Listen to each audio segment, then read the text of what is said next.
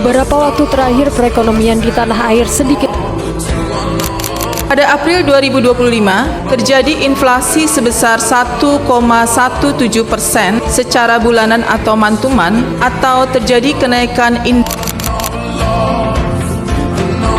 penurunan daya beli masyarakat di awal tahun 2025. Badan Pusat Statistik Assalamualaikum warahmatullahi wabarakatuh. Kami dari kelompok 2 akan menampilkan video yang berjudul Pancasila sebagai Paradigma Pembangunan Ekonomi. Saya Reski Juli Apriyadi. Saya Muhammad Atta. Saya Heru Arya Rizki. Saya Nizia Pilasati. Saya Naiwala Disyaindra. Guys, lihat deh, ekonomi negara kita lagi menurun banget ya. Terjadi inflasi, PHK di mana-mana, harga kebutuhan naik, nggak mencerminkan ekonomi yang stabil banget. Nah, di sini peran Pancasila sebagai pembangunan penting banget loh, terutama di bidang ekonomi.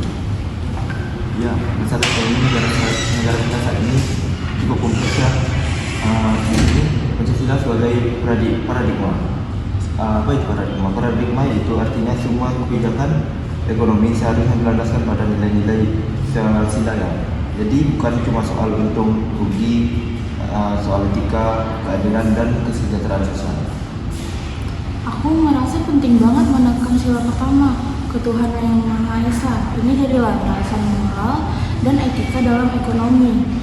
Jangan sampai ada korupsi, kolusi, atau ekonomi yang eksploitatif. Masuk akal, tapi itu kita harus bicara soal penerapannya. Misalnya dalam pembangunan infrastruktur, harus dipastikan akses merata, bukan hanya di kota-kota besar, tetapi juga di kota-kota tertinggal. Ini sesuai dengan sila ketiga. Dan menurutku pendidikan ekonomi untuk rakyat kecil itu juga penting, karena banyak masyarakat kecil itu yang punya potensi tapi tidak diberdayakan. Dan Pancasila juga menekankan prinsip keadilan dan kesejahteraan sosial. Maka dari itu pendidikan itu penting untuk mewujudkan itu semua. Nah, itu kenapa ekonomi kerakyatan jadi inti. Kita harus dorong UMKM, koperasi, dan kegiatan usaha lokal.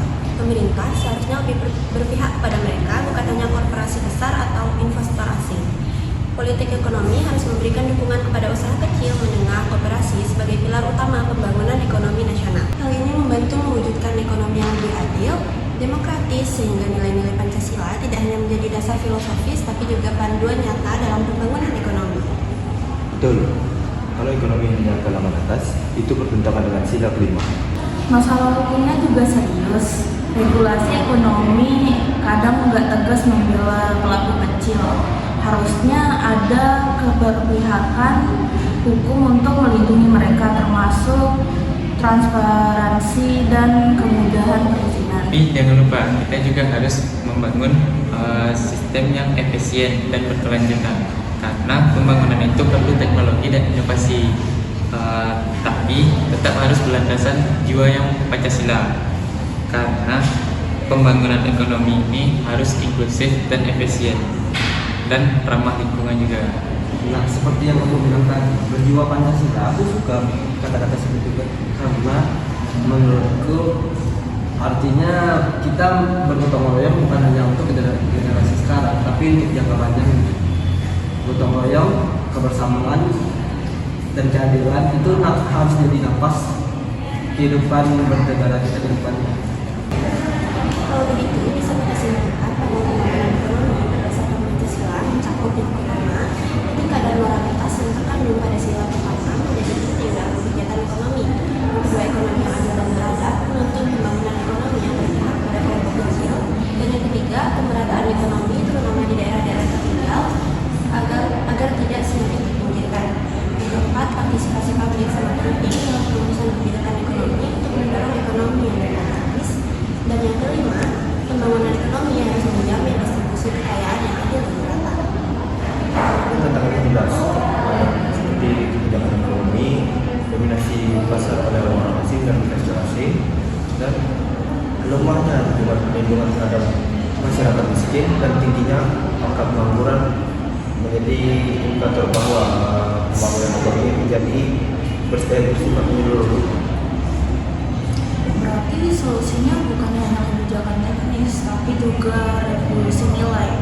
Semua pihak harus menjadikan Pancasila sebagai panduan, bukan hanya simbol benar, harus ada sinergi antara pemerintah, swasta, dan rakyat. Karena pembangunan ekonomi bukan hanya tugas pribadi, melainkan tugas kita semua sebagai rakyat Indonesia. Dan sebagai mahasiswa, tugas kita adalah belajar dan menyuarakan nilai-nilai dari Pancasila dalam setiap aspeknya, termasuk dalam mendorong ekonomi yang adil, demokrasi yang berkelanjutan. Ya, setuju. Mari kita bangun pembangunan Indonesia yang bukan hanya kuat, tetapi juga bermartabat. Pancasila merupakan dasar negara Indonesia, ideologi nasional, dan sekaligus pandangan hidup bangsa Indonesia yang telah menjadi penopang utama dalam perjalanan sejarah bangsa sejak awal kemerdekaan Indonesia. Pancasila sebagai paradigma maksudnya adalah Pancasila sebagai nilai dasar, pola berpikir, kerangka berpikir dalam pemerintahan dan roda kehidupan rakyat Indonesia. Pancasila sebagai paradigma pembangunan di bidang ekonomi memiliki maksud yaitu setiap pembangunan dan pengembangan ekonomi di negara harus berdasarkan sila-sila dari Pancasila. Terdapat makna dalam setiap sila pada Pancasila sebagai paradigma yang memiliki implikasi nyata terhadap kebijakan dan praktik perekonomian di Indonesia. Pembangunan ekonomi juga dapat dilakukan dengan strategi pembangunan perekonomian. Namun, terdapat banyak tantangan yang menunjukkan ketidakmerataan perekonomian di Indonesia. Oleh karena itu, Pancasila sebagai paradigma berperan penting dalam pembangunan perekonomian bangsa Indonesia.